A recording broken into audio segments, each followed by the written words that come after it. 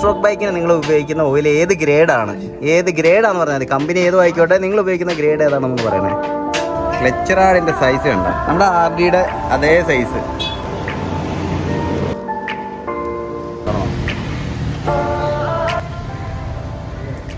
ഇതാണ് ഇതിൻ്റെ ക്ലച്ചിനകം കണ്ടോ. അതെ,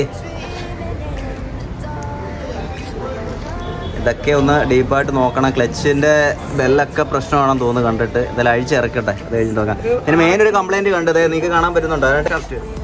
അങ്ങനെ അതിൻ്റെ ക്ലച്ച് നമ്മൾ ഇളക്കാൻ പോകണം. ഈ ക്ലച്ചിന് കുറച്ച് പ്രശ്നങ്ങളുണ്ട്. കണ്ടോ, ക്ലച്ച് മൊത്തത്തിൽ കിടന്ന് ആടുക. അതെ, ക്ലച്ചിൻ്റെ ഫുള്ള് പ്രശ്നമാണ്. ഇതെല്ലാം കൊത്തിയൊക്കെ അഴിച്ചേക്കുക. പ്രോപ്പർ ടൂൾ യൂസ് ചെയ്തല്ല ഇതൊന്നും അഴിച്ചേക്കുന്നത്. അതിൻ്റേതായിട്ടുള്ള പ്രശ്നങ്ങളൊക്കെയാണ് ഇത് കാണുന്നത്. RPMൻ്റെ വീല് കണ്ടോ, ഇത് മെറ്റലാണ് വരുന്നേക്കുന്നത് കേട്ടോ. മെറ്റലിൻ്റെ വീലാണ്. നമ്മുടെ ഇസഡിനൊക്കെ വരുന്നത് പ്ലാസ്റ്റിക്കിൻ്റെയാണ്. ഇപ്പോൾ അതേലെ വേണ്ടേ ഇരുമ്പിൻ്റെ ഒരു വീലാണ് വന്നേക്കുന്നത്. ഇതിൻ്റെ കേസിൽ പൊട്ടലുണ്ടായിട്ടുണ്ടെന്ന് തോന്നുന്നു. അതുകൊണ്ട് അതിനകത്ത് വെൽഡ് ചെയ്തതിൻ്റെ ഒരു പാട് കാണാൻ പറ്റുന്നുണ്ട്. ഇത് ഇതിൻ്റെ കിക്കർ ഷാഫ്റ്റിൻ്റെ ബെൻഡ് കണ്ടോ, ഇതിൻ്റെ കിക്കർ ഷാഫ്റ്റ് ബെൻഡാണ്.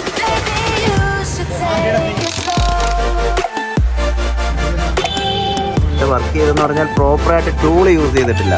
അതുകൊണ്ടാണ് ഈ വണ്ടിക്ക് ഇത്രയും ഡാമേജ് ഉണ്ടായത്. പിന്നെ ഇതിൻ്റെ അടി ഒരു പ്രൈമറി വീല് നമുക്ക് ഊരി വരുന്നില്ല. ഇവിടെ സ്റ്റക്കായി നിൽക്കുക കണ്ടോ, ഇവിടെ വന്ന് സ്റ്റക്കായി നിൽക്കുക. സ്റ്റക്കായി നിൽക്കുന്നതിന് കാരണം ഈ വീലിൽ അടിച്ചിട്ടുണ്ട്. അടിച്ചിട്ട് ഈ എഡ്ജ് ചടയാണ്.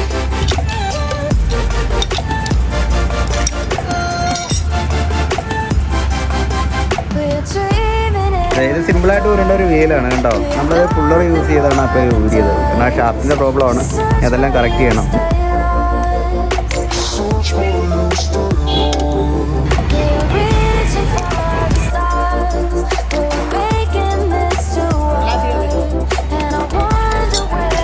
പിസ്റ്റന്റെ റിങ്സ് മൊത്തം പൊട്ടിയിട്ടുണ്ട് കണ്ടോ. പിസ്റ്റൻ ചേഞ്ച് ചെയ്തേ പറ്റൂ. ഇതിന്റെ ഗിയർ പ്ലഞ്ചർ ഉണ്ടോ, ഗിയർ പ്ലഞ്ചറൊക്കെ RXന്റെ കൂട്ടാ. അതിനകത്ത് ബോളുണ്ട്. ദേ ഇതിൻ്റെ ക്ലച്ച് ഡിസ്ക് ഇതാണ്. നമ്മുടെ ഡിസ്ക് എന്തായാലും RXന്റെ പറ്റത്തില്ല, 100% ഉറപ്പാണ്.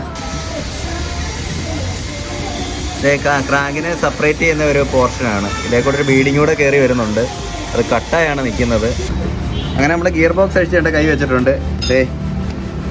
ഗിയർ ബോക്സ് കണ്ടില്ലെങ്കിൽ പറയണ്ട. അതേക്ക് 5 ഗിയർ ഉണ്ട്. ഇതാണ് അതിൻ്റെ ഗിയർ ബോക്സ്.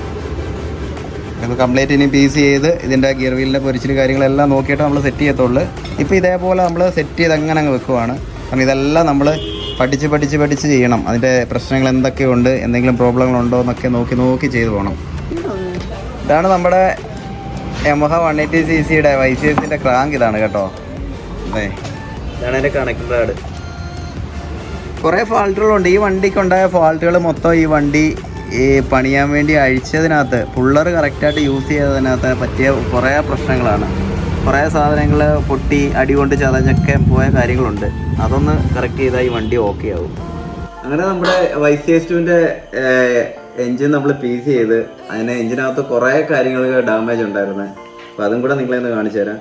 നമ്മളിപ്പം ഇതിനകത്ത് ഗിയർ ഷാഫ്റ്റിൻ്റെ കാര്യം പറയുകയാണെന്നുണ്ടെങ്കിൽ ഇതിൻ്റെ ത്രെഡ് കംപ്ലൈൻ്റ് ആണ്. ഈ രണ്ട് മെയിൻ ഷാഫ്റ്റും ലേ ഷാഫ്റ്റിൻ്റെ ത്രെഡ് കംപ്ലൈൻ്റ് ഉണ്ട്. ഈ രണ്ടിനെ റീത്രെഡ് ചെയ്യണം. അല്ലാതെ ഗിയർ വീൽ മൊത്തം ചെക്ക് ചെയ്ത് ഗിയർ വീലിനൊന്നും യാതൊരു മിസ്റ്റേക്കും ഇല്ല, അടിപൊളിയാണ്. അതിലും ദൈവം സഹായിച്ച ഗിയർ ബോക്സിന് അങ്ങനെ വലിയ പ്രശ്നങ്ങളൊന്നുമില്ല. അതിൻ്റെ കാര്യം കംപ്ലീറ്റ് ചെക്ക് ചെയ്ത് നമ്മളിവിടെ മാറ്റി. നമ്മളിതെല്ലാം കൂടെ കൊണ്ട് നടക്കുക കാര്യങ്ങൾ പഠിക്കാൻ വേണ്ടി. പിന്നെ വേറൊരു കംപ്ലൈൻ്റ് എന്ന് പറഞ്ഞു കഴിഞ്ഞാൽ നമ്മുടെ കിക്കർ ഷാഫ്റ്റ് ഇവിടെ വെച്ച് കട്ടായിരിക്കുകയാണ്. ഇത് കട്ടായിരിക്കുകയാണ്. അപ്പോൾ നമ്മൾ ഇതിനെ വേറെ കിക്കർ ഷാഫ്റ്റ് കയറ്റാൻ പാടാണ്. അപ്പോൾ ഇതിനെ തന്നെ നമ്മൾ റിപ്പയർ ചെയ്തെടുക്കണം. അപ്പോൾ ഇത് നമ്മൾ ചേഞ്ച് ചെയ്യും. ഇത് ചേഞ്ച് ചെയ്യുന്ന വീഡിയോ ഒക്കെ വരുന്നുണ്ട് ഉടനെ തന്നെ. അപ്പോൾ രണ്ടാമത്തെ ഒരു പ്രശ്നം ഇതാണ്. പിന്നെ ഉള്ളതെന്ന് വെച്ചാൽ നമ്മുടെ ഷിഫ്റ്റ് ഫോർക്കിന് ഒരു കംപ്ലൈൻറ്റ് ഉണ്ട്. അതിൻ്റെ കംപ്ലൈൻറ്റ് എന്ന് പറഞ്ഞു കഴിഞ്ഞാൽ അതിൻ്റെ ഈ എൻഡ് കണ്ടോ, ഈ എൻഡിൽ ഇത്രയും ഒരു പീസ് ഉണ്ടായിരുന്നു. ഇത് കട്ടായിരിക്കുമായിരുന്നു അതിനകത്ത്. അപ്പോൾ ഈ ഒരു പീസ് ഇങ്ങനെ വരുന്നതാണ് അതിനകത്ത്.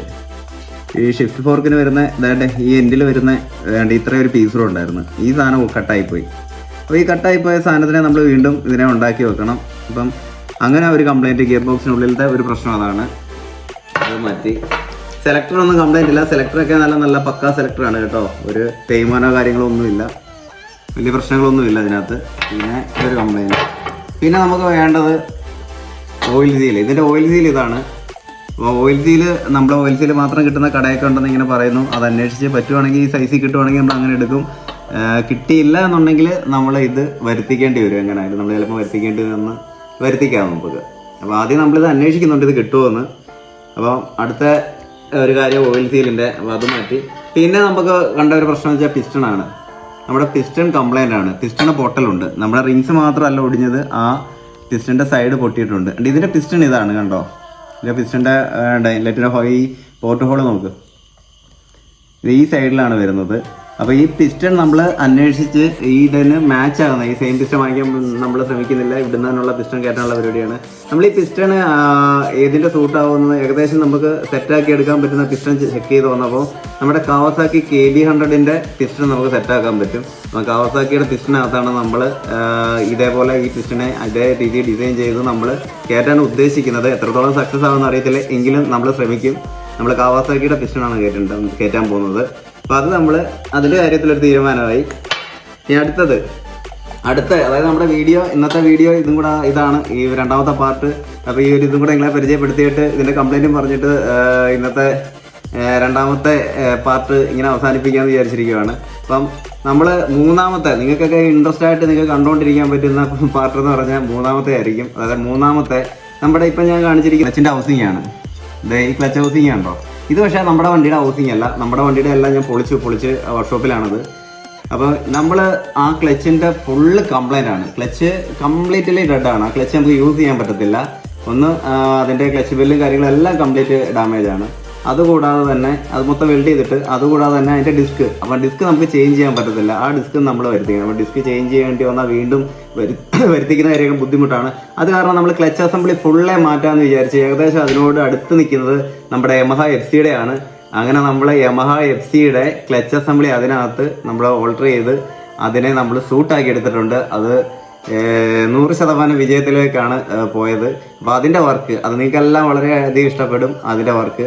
അപ്പോൾ അടുത്ത മൂന്നാമത്തെ പാർട്ടിലോട്ട് വരാൻ പോകുന്നത് നമ്മൾ ക്ലച്ചിനെ മേക്ക് ചെയ്യുന്നതാണ്. അതായത് ഒരു ക്ലച്ച് യൂണിറ്റ് കംപ്ലീറ്റ് മാറ്റിയിട്ട് അതേ കമ്പനിയിലെ വണ്ടിയുടെ വേറൊരു വണ്ടിയുടെ ക്ലച്ച് നമ്മൾ എങ്ങനെ സൂട്ടാകുന്നത്, എത്രത്തോളം പെർഫെക്റ്റ് ആണെന്നുള്ളത് നമുക്ക് അടുത്ത വീഡിയോക്കകത്ത് കാണാം. അപ്പോൾ അടുത്ത വീഡിയോ വരുന്നവരെ എല്ലാവർക്കും ബൈ.